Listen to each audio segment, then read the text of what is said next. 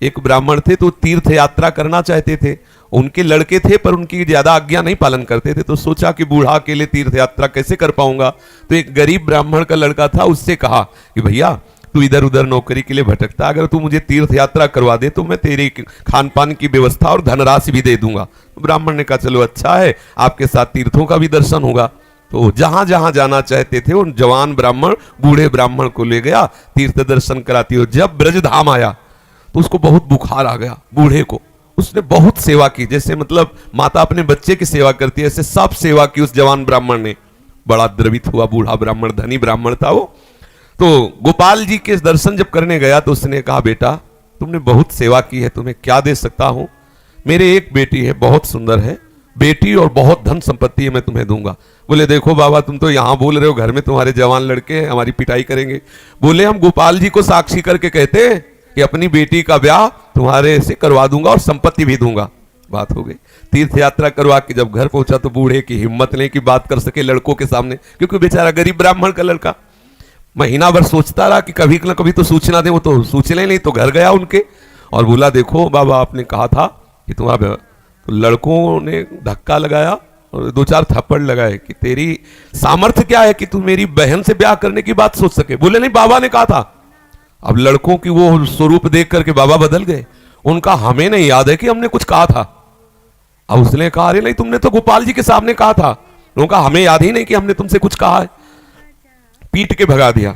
अब उस लड़के को इस बात का बुरा लगा कि तीर्थ यात्रा करके आया और कह रहा कि मुझे याद नहीं है।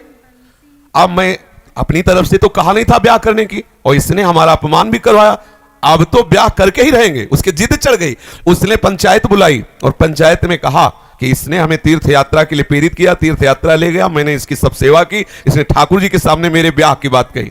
तो बोले कोई और गवाही दो तब बात बनेगी। बोले गवाही में तो केवल हम ही और ये बुढ़ा और ठाकुर जी थे।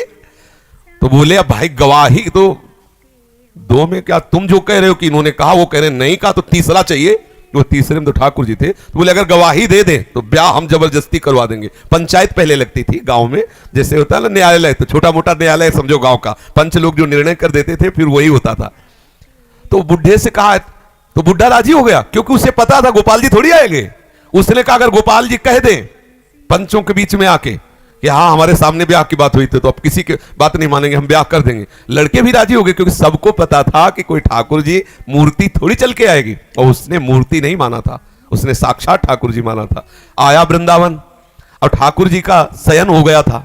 अब वहां से अब वो बहुत परेशान कि अब कल तक हम रुके फिर ठाकुर जी से बात करें, तो ऐसा। अब दरवाजा बंद थे, खटखटाया, क्योंकि उसके लिए मूर्ति थोड़ी है, और कहा सुनो गोपाल जी हम तुमसे ये पूछने आए कि वो जो वृद्ध ब्राह्मण था उसने कहा था कि नहीं तुम्हारे सामने ब्याह की बात। दो चार बार आवाज लगाई तो वहां से तो कोई उत्तर नहीं आया। फिर बहुत जोर से बोला भड़बड़ा के देखो हम तुम्हें चैन से सोने नहीं देंगे, हम पैदल चल के आए भूखे हैं, और आप ब्याह की समस्या है और आपको इसका उत्तर दे। छोटी मोटी बात होती तो छोड़ देते, ब्याह की बात है। ठाकुर जी ने अंदर से कहा मूर्ति कहीं चलती है, वहां चल के जब बोले मूर्ति बोलती तो चलेगी क्यों नहीं। ठाकुर जी फंस गए। ठाकुर जी ने अंदर से कहा कि कहीं मूर्ति वहां जाके थोड़ी उड़ीसा में वहां जाके साक्षी थोड़ी देगी, मूर्ति चलती थोड़ी है। बोले महाराज जब मूर्ति बोलती है तो चलेगी क्यों नहीं। अब ठाकुर जी विवश हो गए। ठाकुर जी बाहर निकल के आए और सब सेवक लोग सुला के गए थे। समझो कितना भाव में दम है। उसने देखा बहुत सुंदर गोपाल जी साक्षात ठुमुक ठुमुक कर करके आए, नौ किशोर। बोले देखो हम चलने के लिए तुम्हारे भाव के कारण राजी तो है, लेकिन भोग राग की व्यवस्था, क्योंकि हम वृंदावन के ठाकुर, हमें तो चक माल चाहिए, हमको चना चवेना में तो रुकने वाले हैं नहीं, रबड़ी गुलाब जामुन ये सब चक चाहिए। तो बोले देखो कुछ रुपया तो है, अब शादी का चक्कर, इसलिए व्यवस्था तो तुम्हारी बनाएंगे ही हम।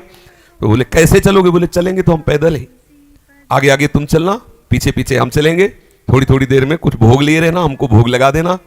बोले अब हम चले और तुम आ रहे हो कि नहीं आ रहे हो ये मुझे कैसे पता चलेगा।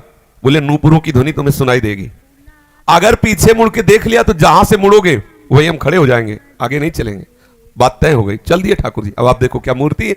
अब वो बीच बीच में भोग लगाता हुआ जब अपने गांव के नजदीक पहुंचा तो सोचा केवल नूपुरे बज रहे हैं कि आ भी रहे हैं। मुड़ के देखा तो ठाकुर जी खड़े। बोले चलो, बोले अब नहीं, अब सबको लिवा के यहीं लाओ, क्योंकि हमारा तुम्हारा वादा था। तो बोले कोई बात। गांव में दौड़ता हुआ गया, सबसे हल्ला मचा, वृंदावन के ठाकुर पधारे साक्षी देने के लिए।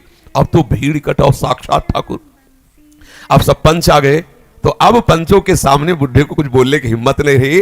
ठाकुर जी ने सबके सामने उस भक्त की वचन रक्षा के लिए बोले और कहा हमारे सामने का ब्याह हुआ। अब आप सोचो, अगर ये कोई बात सतयुग की नहीं है, ये बात सतयुग की नहीं है, ये कलयुग की ही बात है। हमारी श्रद्धा, हमारा विश्वास, जैसी हम भावना, अगर ठाकुर को मान लिया कि मूर्ति है तो मूर्ति ही रहेंगे। अगर मान लिया कि हम भले नहीं समझ पा रहे लेकिन हमारे ठाकुर है, तो एक दिन वो समझा देंगे कि वो ठाकुर है।